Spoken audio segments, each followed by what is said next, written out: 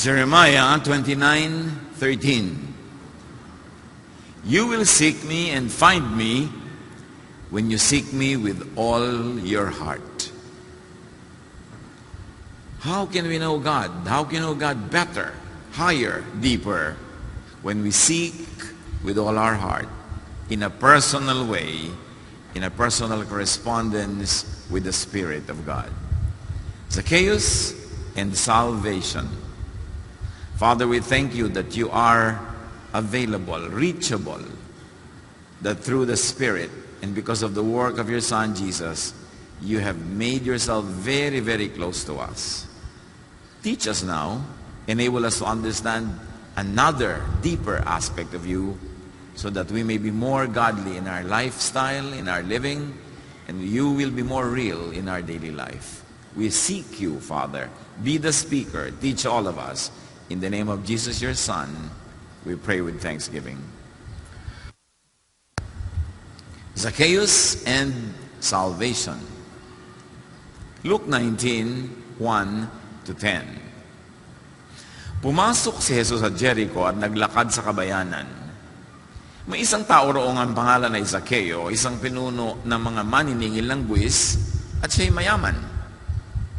Sinikap niyang makita si Jesus upang makilala kung sino ito, ngunit sa dami ng tao, hindi niya ito makita dahil siya'y pandak. Kaya't patakbo siyang nauna sa dadaanan ni Jesus at umakyat sa isang puno ng sikamoro.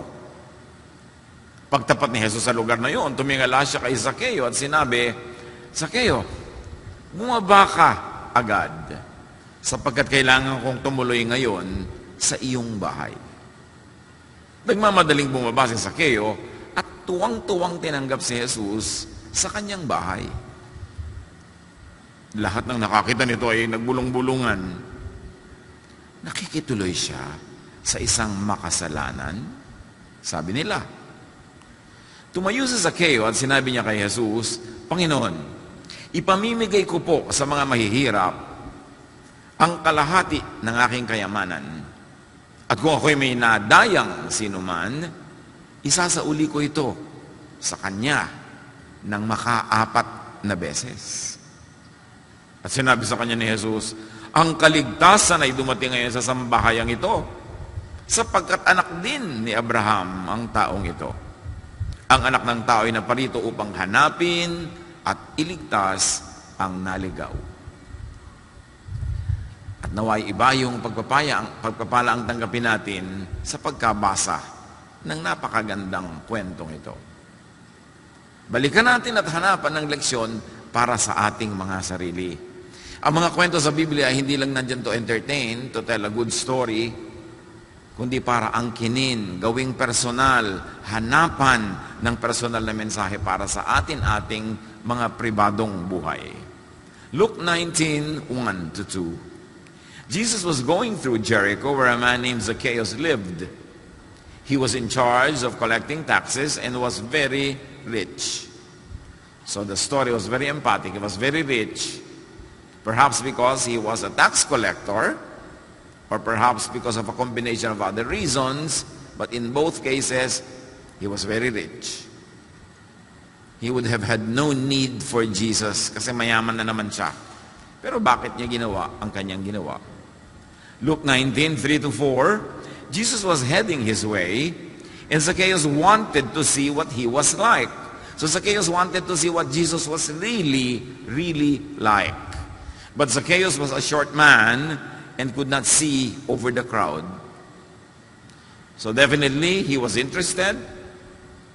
And he was interested to see what Jesus was like. Malalim ito, hindi lang niya gusto makita ang itsura, yung height, yung complexion. Gusto niyang makilala yung espiritu ni Jesus. Gusto niyang malaman kung bakit nga ba ang Jesus na ito ay usap-usapan ng lahat. Ano nga ba ang pwede kong maging kaugnayan sa Jesus na ito? But he had a handicap. He was short of height. And let's attempt a higher spiritual meaning in this story. While we take the story very literally, talagang nangyari, subalit hanapan natin ng malalim na mensahe ang kwento ng mga symbolisms Metaphors that could be read in and into and out of the details of the story. So Zacchaeus wanted to see what Jesus was like. But Zacchaeus was short, a short man, and could not see over the crowd. Here we are told that he wanted. There was a very personal interest and initiative. Nobody asked him, nobody invited him. He wanted to see. What does it mean to see? He wanted to see, to really know more deeply, beyond the surface, beyond what the public can see. He wanted to know more about Jesus, and he wanted to know what he was like. Ano nga ba? Sino nga ba si Jesus? He wanted to delve on who Jesus really is, what his thought and his teaching really is. In other words, he wanted to know the essential Jesus. Not only the physical Jesus, but the essential Jesus. What was he made of? Ano ang kanyang diwa? Ano ang kanyang turo? But he was a short man, the story tells us. Which could mean, in a symbolic way, related to what he wanted. He wanted to know Jesus, but he was short. That his shortness could be lack of intellectual and spiritual height. He was a tax collector. He was not a very religious man, obviously. He could have been shunned in the worship places because he was considered to be fraternizing with the Roman conquerors, and he must have been corrupt as a tax collector because he amassed a lot of wealth, although not everybody who is a tax collector is corrupt. But particularly, this one is a suspect. And the details of the story will give credence to that suspicion. So, meron siyang kulang. At kung sa physical life, kulang niya ay height. Sa spiritual life, kulang niya siguro ay spiritual height, spiritual depth, spiritual sensitivity. And he could not see over the crowd. May hadlang. Which meant he could not know Jesus because of the crowd. Physically. But when we turn to the spiritual reading, he could not know the spiritual Jesus because of the spiritual crowd. And that crowd, the obstacle to know Jesus could be religious obstacles. How can you know Jesus who was being demonized by the teachers of the law and the Pharisees and by the religious authorities? If you'd listen to the religious authorities, to the teachers of the law, if you'd listen to the official statements of the temple, you will never know Jesus, you will never see him. There was a religious obstacle, and this crowd could symbolize also the Jewish religious text, the Jewish theology. Because if you rely only on scriptures and read them as is, nobody would see Jesus. Why do we say that? Because all the Bible scholars of his time, the teachers of the law and the Pharisees, did not see Jesus in the scriptures that they were reading all the time. So hindi sapat na meron kang laging scripture, binabasang Bible dyan, hindi guarantee na makikita mo na si Jesus. Because those people were eating the Bible day in and day out. They were sleeping on it. They were bathing it. They were immersed in it. And yet they did not know Jesus. So that crowd could actually symbolize the temple. Very tall, very high, but instead of making you see God, it became the hindrance to see Jesus. It could symbolize prevalent and usual point of view. And the usual point of view was, di ba si Jesus yan? Di ba anak yan ni Jose? Di ba anak yan ni Maria? Di ba yung mga kapatid niya kasama natin? Ano pinagsasasabihin yan? The usual point of view. In other words, the crowd could stand for the religious box. Marami mga tao ngayon, di makakakilala kay Jesus. Sasabihin, ano bang religion nyo? Ay, naku, ibang religion namin. Meron agad na obstacle. Ano bang Bible version na binabasa nyo? Kami iba. Ano ba ang baptism nyo? Kami iba. Ay, hindi kami makikinig sa inyo. So many tall crowds that prevent people from seeing Jesus. And most of them are religious. Sa pagpapatuloy ng kwento, Luke 19:4, so he ran ahead and climbed up into a sycamore tree. Now, this Zacchaeus had very special strengths. One of them was running. And running is a horizontal strength. If you'd like to be very poetic or symbolic about it, it's a human strength that goes along the plane, the surface of the earth. But he was also good at climbing, which could be read as vertical strength. That's which symbolically brings you up there to a higher spiritual plane. And he climbed the tree. The tree again could be very symbolic. So, again, another attempt at a higher spiritual reading beyond the material thing that we see and read about. So he ran ahead. What can that mean? Hindi lang yung mga mahaba yung pila ng mga tao nakapila sa kalsada, hindi na siya makasingit, hindi niya makita. So tumakbo siya hanggang makarating siya doon sa dulo na wala ng tao or wala pang tao.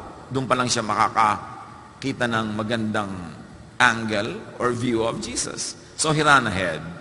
Spiritually speaking, running ahead of the crowd to overtake them could mean ahead of the present religious obstacle. To see Jesus, you have to run ahead of the present thinking and teaching, ahead of the box. And he climbed up.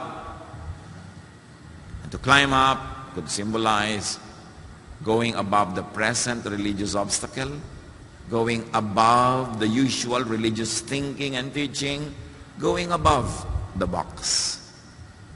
So as you see, there are layers of reading this beautiful story. You can only be physical, and there's already a lesson. But to go deeper, you have to look at the symbolisms. And he climbed into a sycamore tree. The tree as a metaphor. Napakagandang metaphor at napakalaking metaphor ang tree sa story of redemption. Mentioning the tree could make the thoughtful reader look back into the tree of temptation that was the stumbling block of humanity. 1 Corinthians 1:23, but we preach Christ crucified, a stumbling block to Jews. So pinag-uusapan yung mga katitisuran. So natisod ang humanidad sa unang puno sa halamanan ng Eden. But mentioning the tree could also be looking forward to the tree that became the salvation for humanity, which is really the cross. Acts 5:30, the God of our fathers raised Jesus whom you killed by hanging him on a tree. Alam natin that Jesus was hung on a cross. Why does Peter call that cross a tree? It is an echo of the tree in the Garden of Eden. On that tree, under that tree, because of that tree, man fell. Now God would redeem humanity through Jesus, and Jesus was hung on a tree, which is really the cross. So kung saan nadapa, doon babangon. Kung tree ang dahilan ng pagkakabagsak ng tao, tree ngayon ang inakyat nitong si Zacchaeus para siya ay maangat sa presensya ng Diyos. But he was very resourceful. Kung iba-iba lang, mahina ang loob, dami naman tao, kauwi na lang, di natuloy ang paghahanap kay Jesus. Mainit, wag na lang, di na naman natuloy. O kuminsan, ang ginaw, wag na lang. Every willing heart will find a reason to do it. Every unwilling heart will find an excuse not to do it. Those who will be blessed, every problem is a solution. Problema, siya'y pandak. Problema, maraming tao, mas matataas kaysa sa kanya, masikip. Solusyon, umakyat ng puno. But those who will not be blessed, every solution has a problem. Yung sycamore tree, madulas yan mahirap akyatin. So kung naipakita mo na kay Zacchaeus, oy, may puno, pwede ka umakyat. Madulas. Baka ako mahulog. Matanda na ako. Mataas ang pwesto ko sa lipunan, nakakahiya naman para akong batang aakyat ng puno. So ganun. Do you find a solution for every problem? Or do you find a problem for every solution? That will determine which side of heaven or earth you will be. Learn from him. That's why we are reading this story. Laging may hadlang para hanapin si Jesus. Laging namang meron ding solusyon. Pag sa hadlang ka lagi tumingin, mapipigil ka talaga. Laging may hadlang para mag-church, meron ding reason to attend church services.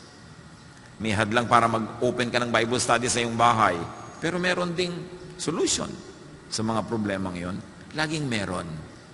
Kung willing ka talaga, aakyatin mo ang puno, sosolvin mo ang problem para marating mo yung point na you get to see Jesus.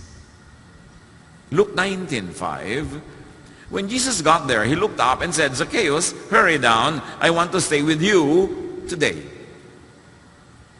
Ang daming dinaanan ni Jesus sa mga tao, ang kapal ng crowd, hindi nga makasingit si Zacchaeus. Wala siya ni isang pinansin na sinabihang, sa iyo ko ngayon manananghali. Sa bahay mo ako magpapahinga. Wala.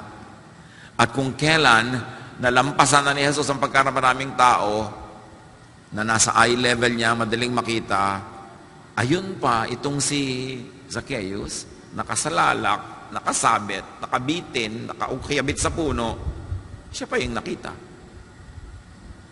Kasi pag hinahanap mo si Jesus, hinahanap ka rin niya. At pag gusto mong makita si Jesus, kitang-kita ka na niya. At di ka niya pagkakaitan. Sabi niya, bumaba ka agad, sa bahay mo ako tutuloy. Di ba? Yun ang gusto ni Jesus, to see what Jesus was really like.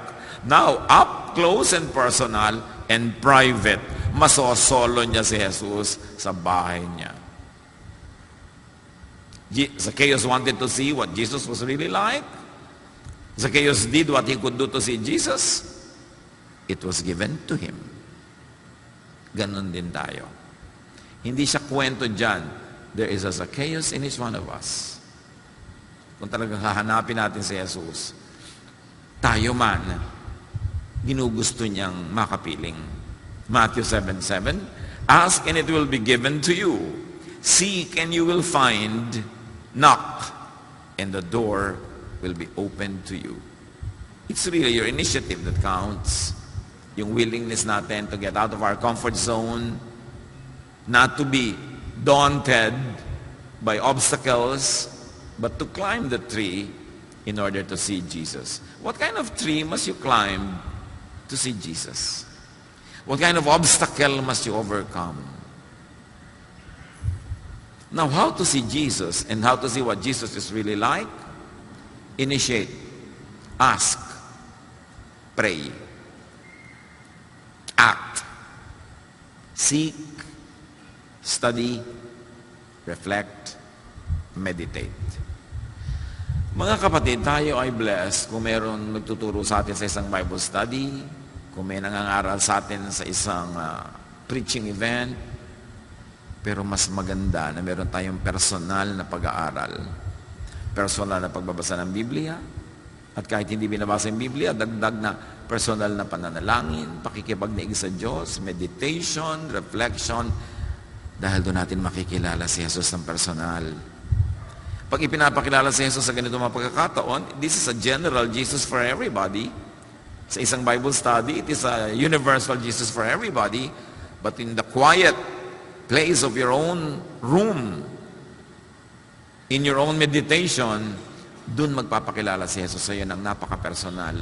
Yung lapat na lapat, bagay na bagay sa yung personal na buhay. Kaya ang sabi niya, go into your room, pray, close the door, pray to your Father in secret. And the Father to whom you pray in secret will reward you with a revelation, with a touch.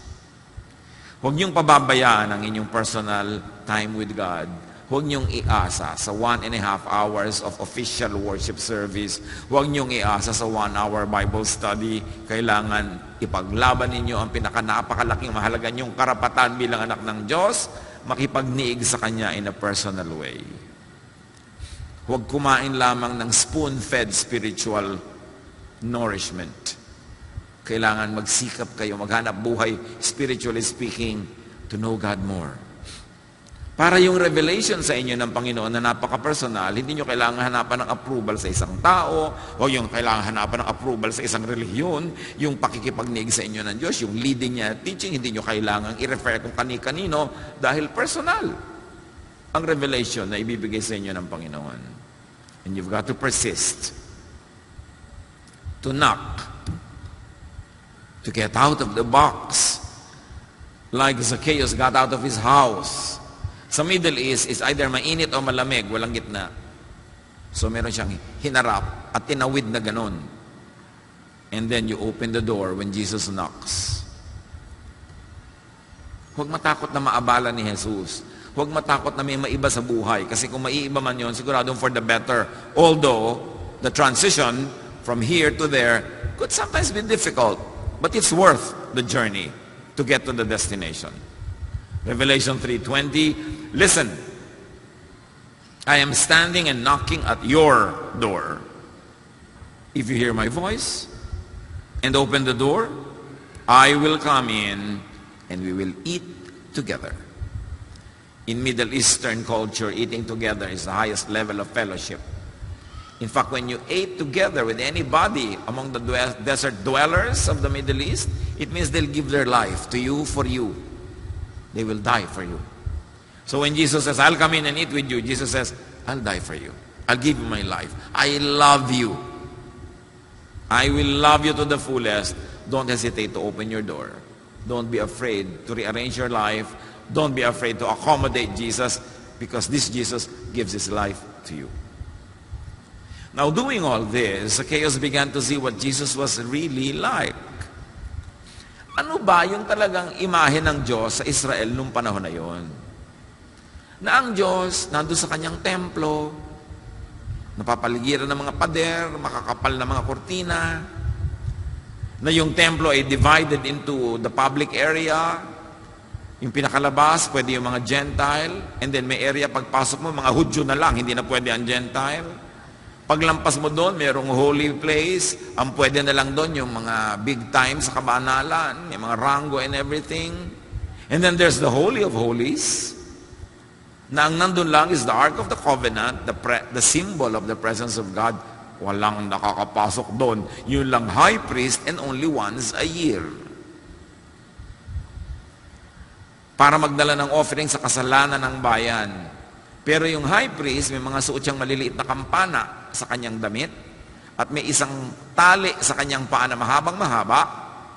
Pagpasok niya sa kortina at biglang kumalembang yung mga kampana, ibig sabihin natumba siya, pinatay siya ng Diyos dahil may kasalanan siya, at kaya mayroong tali para hilahin ang kanyang malamig na bangkay dahil walang pwedeng pumasok para siya kunin. Yun ang Diyos na kilala nila.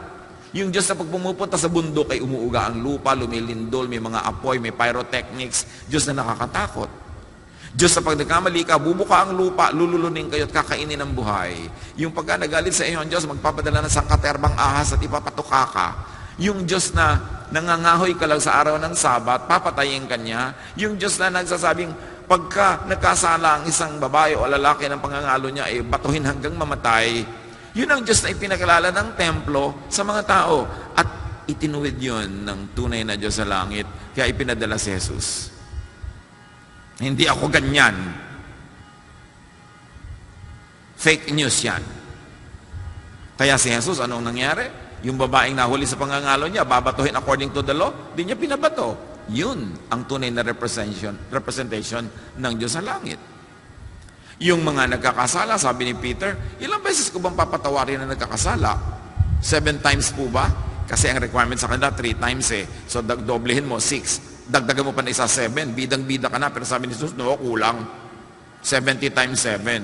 Habang nagkakasala, patawarin mo. Yung si Jesus na, bawal kumain ito, bawal kumain noon. Kasi yung mga Jewish priests, gusto nilang ihiwalay yung mga Jews sa ibang nations, sa ibang societies, kaya binigyan nila ng pagkara-maraming dietary laws para huwag makipag-fellowship on the table. Sabi ni Jesus, no, kainin nyo kahit ano dyan. Hindi yung pinakain nyo magpaparami sa inyong spirito, kundi yung salitang lumalabas sa inyong bibig. Tapos Sabbath, pinauso na masyado ng mga priest yung mga Sabbath para during the Sabbath, pirmi sa bahay lahat ng mga Jew, hindi mamamasyal sa bahay ng iba, walang pwedeng mamasyal sa kanila, hindi sila pwedeng maglakad ng malayo. Therefore, nahiwalay sila na nahiwalay sa buong mundo. Tapos, ang lahat ng mga maghahalagang himala ni Jesus, ginawa niya ng Sabat para ipakita, anong Sabat? Pag mabuti ang gagawin, kahit anong araw pwede. Ipinakilala ni Jesus ang tunay na Ama na papakabaloktot ng pagkakakilala ng mga tao dahil sa pananakot, dahil sa mga pagkontrol ng mga priests. Diba sabi ni Zacchaeus, I want to see who Jesus really is. Yun ba ang nakilala ni Jesus? Yung malupit? Yung unapproachable God? Yung ba ang nakilala ni Zacchaeus? Yung malayo?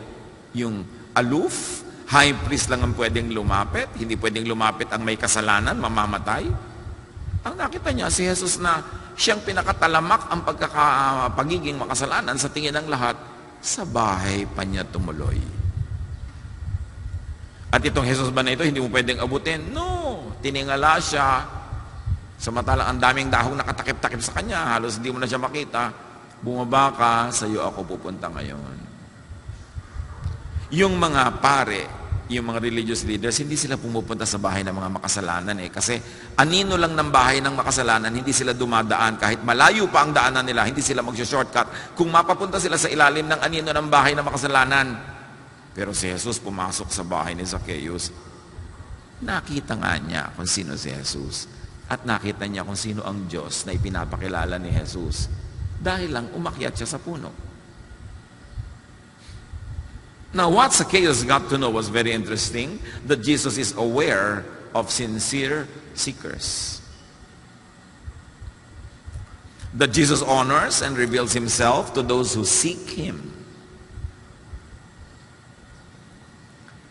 Papansinin ka pala ni Jesus, kahit tahimik ka lang doon sa sanga, na kung hinahanap mo pa talaga siya, siya man lalapit sa'yo. Di ka niya pagkakaitan. Ang ganda ng nakita ni Zacchaeus dahil lang umakyat siya sa puno. Jeremiah 29:13, "You will seek me and find me when you seek me with all your heart."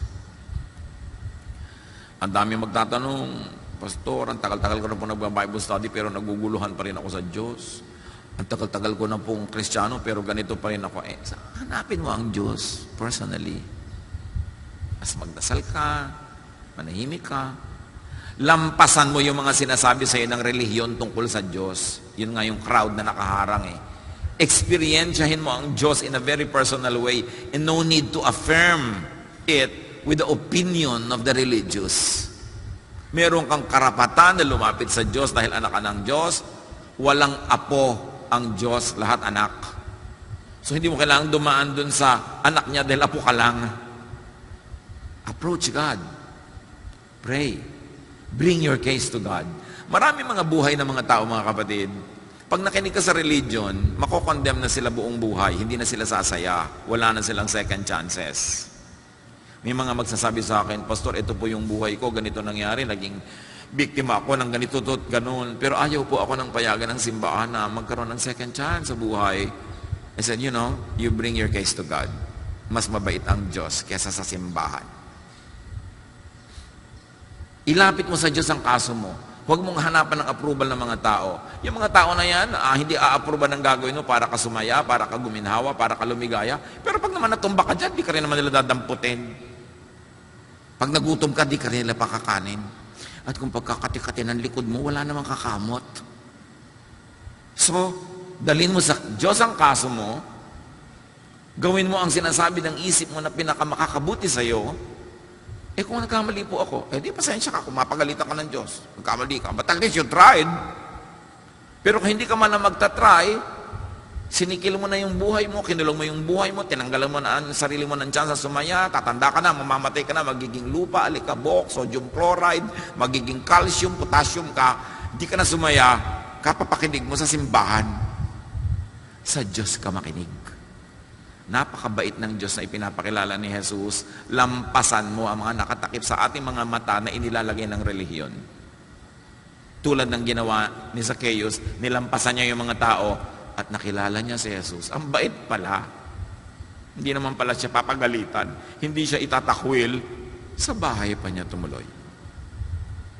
To seek Jesus and to seek for God, first of all, you seek in Scripture. Natural. Sa Bible ka magpusimula. The traditional and the usual practice. But you know what? Seeking God through verses, no matter how hard you try, is not enough. Patunay, the teachers of the law did not find and did not recognize Him despite their studies and devotion to the text. Kung may mga lahi, tao na nakasubsob sa scriptures day and night, sinasaulo, kinakabisa, itinatalumpati, sinasabi, isinusulat, binabasa, wala nang dadaig pa sa mga Hudyo. Pero ano sabi sa kanya ni Jesus? John 5:39-40. You study the scriptures diligently because you think that in them you have eternal life. These are the very scriptures that testify about me, yet you refuse to come to me to have life. Sabi ni Jesus, Bible kayo ng Bible, tapos hindi niyo ako nakita.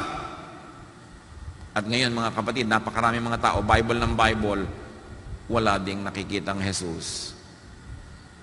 Ang nakikita mga Pharisees, ang nakikita yung mga striktong mga propeta, ang nakikita doon yung mga pigil ng pigil sa kanila para sila sumaya, control ng control, condemn ng condemn. Eh si Jesus baligtad. Hindi ko mabasa ka ng basa ng Bible, babait ka ha.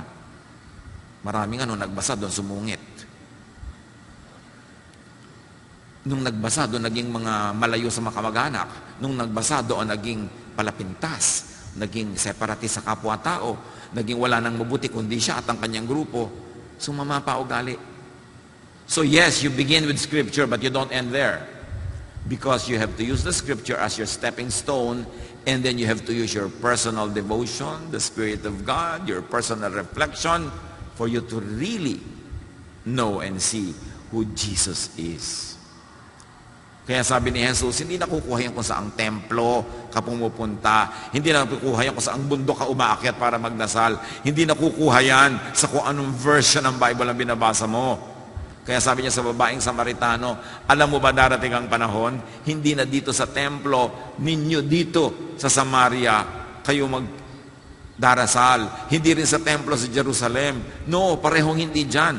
Sabi niya, darating ang panahon. At dumating na nga, John 4:24, God is spirit, and His worshipers must worship in the spirit and in truth. Not bound to material things, to material texts, to material places, and to formal ceremonies. In spirit, in truth, in essence, beyond words, and sometimes even beyond logic. Dapat marating ang spirituality natin sa ganung level na hindi ka laging umaasa sa iba, tama po bang gawin ko to? Tama po bang gawin ko to?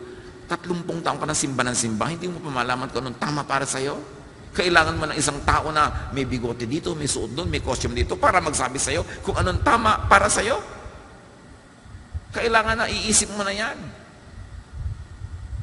At nangyayari yon kung naa-absorb natin ang Espiritu ng Panginoon at naa-apply natin sa pang-araw-araw na buhay.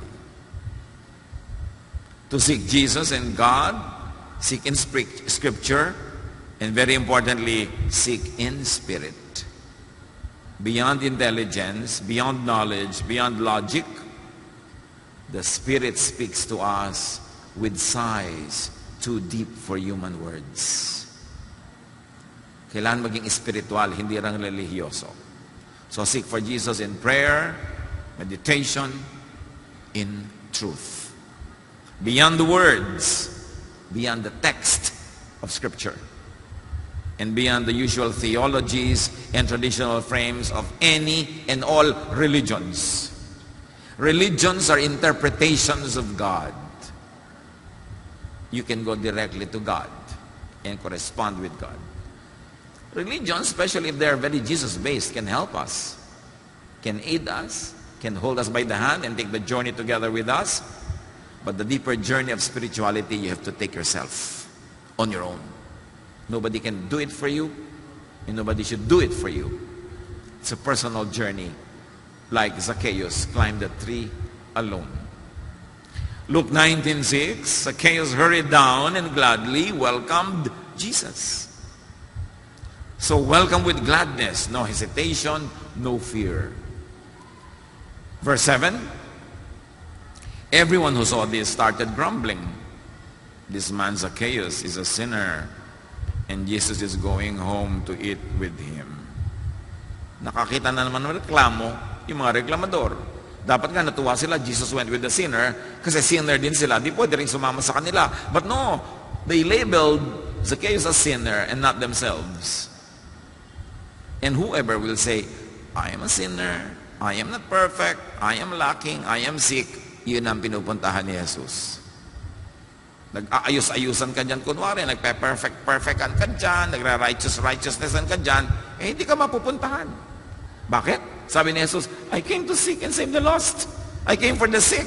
Healthy ka mo, hindi mo ko kailangan. Dapat magpakumbaba. Aminin ang dapat aminin, magpakatotoo, and that's the beginning of Jesus' ministration to us. But this crowd, nagchismisan na naman sila. You know, bashers will always bash. Complainers will always complain. Do not listen to them. Do not be intimidated or limited by bashers. Their opinion of you is their business. But God's opinion of you is your business. Okay, sira ng loob. Yung mga iba pa nga, gusto ko na po magpakamatay. Ang dami po nila sinasabi tungkol sa akin. Ba't nila silang patayin mo? Joke. Bakit mo papatayin ang sarili mo? Hayaan mo silang mamatay ka at chichismis tungkol sa'yo. Kapag hindi ka nila palamon, hayaan mo sila kung ano iniisip nila. Binabother mo ang sarili mo, pinipigil mong gawin ang gusto mong gawin. These people don't care about you. They don't love you. Why will you care about what they say about you? Ang mahalaga is what God says about you. And what you in your conscience say about you to yourself. Now, do not be intimidated by these bashers. And in our present spiritual journey, these bashers could be the keepers of tradition, the ultra-conservative who will never get out of the box, even though they're already burning inside the box. People of the usual mentality who will never see God because you have to get out of the usual. And people who block your vision, don't bother them. Don't let them bother you. Luke 19:8. Siyempre, mahaba ang naganap na fellowship nila doon sa bahay. Ito ngayon ang conclusion. Later that day, Zacchaeus stood up and said to the Lord, I will give half of my property to the poor. And I will now pay back 4 times as much to everyone I have ever cheated. Can you imagine this wonderful metamorphosis, the change in his life? Zacchaeus went through a series of correct moves to get to this point. Sabi niya, kalahati ng aking kayamanan, ibibigay ko sa mahihirap, at lahat ng mga dinaya ko, isosoli ko times 4. What will make you do that? Only if you found something more infinitely valuable. Zacchaeus found Jesus. The joy of the Lord filled his heart, that his former God, money, no longer is. So Zacchaeus got to that because he first approached Jesus. He overcame obstacles. He heeded the call of Jesus, gladly bumaba siya and welcomed Jesus into his home. He received Jesus' love. And he was filled with that love. And the result was love for others as well. That he would give half of his money to the poor, and the other half he would devote to repaying everybody that he cheated, and very, very kindly giving them so much more than what he got from them. Nagkaroon talaga siya ng kaliwanagan. Nagkaroon siya talaga ng tunay na pagbabagong loob.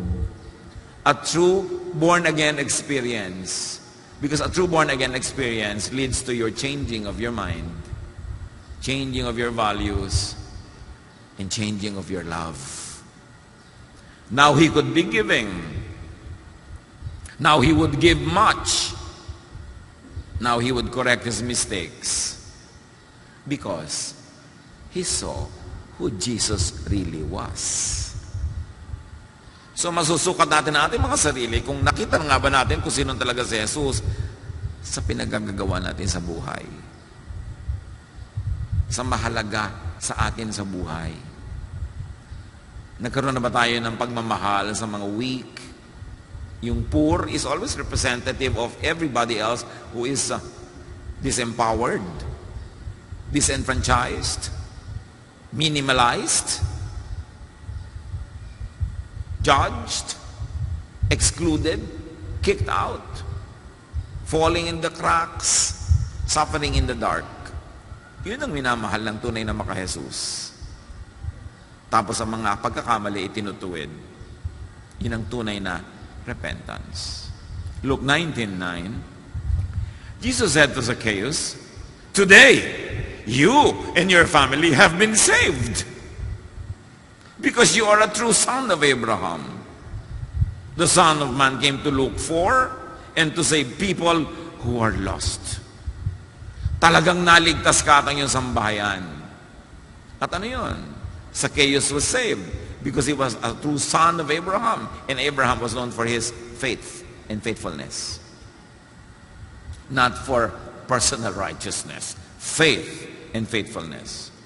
And the lesson here is that the lost is being sought by Jesus.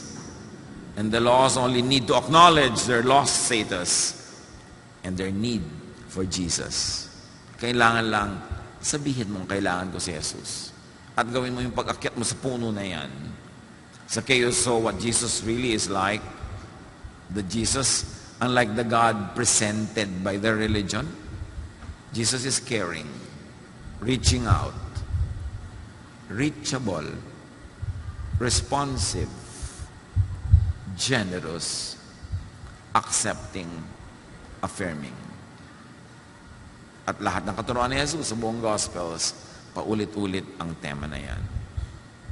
See and know what Jesus is really like in your own life. But first, see what Jesus is unlike. Because Jesus is unlike the Pharisees, the teachers of the law, and their followers. Jesus is unlike the separatists, self-righteous, religious purists who judge, reject, and cast out people. Jesus is unlike that. Not like that at all. But Jesus is like God, who sent him to represent God. Colossians 1:15, the Son is the image of the invisible God, the firstborn of all creation. We don't see God the Father in heaven, but through Jesus, we see God. And what kind of God do we see through Jesus? Kind, accepting, forgiving, affirming, caring. Colossians 2:9, for in Christ, all the fullness of the deity lives in bodily form. Ang kabuuan ng Diyos na gusto niyang ipakilala sa tao, tumira sa katawan ni Jesus para makita rin ng mga taong may katawan din, so that God would be tangible, audible, visible. John 1:14, from him all the kindness and all the truth of God have come down to us. Kaya napakahalaga ni Jesus at Jesusness. Unahin. Pastor, saan po ako magsisimula magbasa ng Bible? Sa Genesis po ba? Anak, makapatay ka na, hindi ka pa nakakarating kay Jesus sa gospel. Tumalon ka na, magpunta ka na agad sa Mark. Ang haba pa niya, dadaan ka pa sa Levitico, sa bawal kumain ng alamang. Diba? Dadaan ka pa sa batuhin mo ang kapwa mo pag nagkasala. Ang dami mo pang dadaanan. Tapos para makarating ka lang pala doon sa kay Jesus. Dito lang pala darating. Bakit pa ako nagpagod? Pag na lang may spare time ka, maganda rin basahin yung mga yung iba. Pero kailangan ang ground mo si Jesus. Ang measurement mo si Jesus. Ang filter mo si Jesus. Lahat ng binabasa mo sa Biblia, salain mo kay Jesus. So pag meron dong tao nagtuturong, batuhin mo yung kapitbahay mo dahil makasalanan siya, tanongin mo si Jesus, babatuhin ko po ba? Hindi mo ba nakita yung kwento tungkol sa babaeng babatuhin? Pinabato ko ba? Hindi po. Ba't ka nagtatanong kung babatuhin mo? Nabasa ko po sa verse na yon. Kaya nga, pumunta ka na sa akin. I am the way, the truth, the life. No one comes to the Father except through me. Huwag ka nang dumaan kung kani-kaninong pahihirapan ka. Pinasan ko na ang lahat para di ka mahirapan. Yung sinasabi nila mga kasalanan mo, binayaran ko na lahat at nang wala nang masabi yung mga priest na yan, bayad na. Hindi mo na kailangan magdala ng mga dugo ng mga kambing, baka, dugo ko na ang ibinayad. At yung tree na binagsakan ng tao, pinalitan ko na, ako na yung napako doon, kesa ikaw. Kaya kung nalaglag ka because of the tree in the garden, tatayo ka because of the tree, the cross, Because of Jesus. This is the message of God. That's why He wanted to send Jesus para makilala natin siya. Zacchaeus was saved from the usual religious box, from the usual religious ignorance. Zacchaeus was saved from blinding materialism that made him a pariah to his own people, a kontrabida to all his countrymen and women. Zacchaeus was saved from guilt, from self-imprisonment and isolation, from self-punishment. Kahit naman siguro, kinapalan niya yung mukha niya para yumaman siya ng yumaman. Pag nag-iisa rin siya, inuusig din siya ng kanyang budi. Bakit natin nasasabi yun? Kung hindi ba siya inuusig ng budi, kung hindi ba siya malungkot, kung hindi ba siya naguguluhan, ba't siya akyat ng puno para makita niya si Jesus? May pangangailangan. And that need was met. Zacchaeus was set free. Now, we are that Zacchaeus. Hindi siya isang second person, hindi siya isang third person. Ang kininyo, ako si Zacchaeus, may pagka-Zacchaeus ako. I have Zacchaeus-ness in my heart. I want Jesus-ness instead. And do what He did. Reflect on it. Anong kailangan mo kay Jesus? Anong kailangan mong makilala tungkol sa Ama na si Jesus ang magpapakilala? Lumapit ka, umakyat ka sa puno, huwag kang papigil, and Jesus will honor you. He will go into your home, into your heart, speak to you, and He will exclaim at the end of your fellowship, salvation has come to you. You are free from your own multo, from your own shadows, from your own guilt, because God loves you, and that is my message for you. Do as Zacchaeus. Father, teach us to learn from this man na parang simple-simple lang ang ginawa niya, pero ang laki nang nangyari sa kanyang buhay.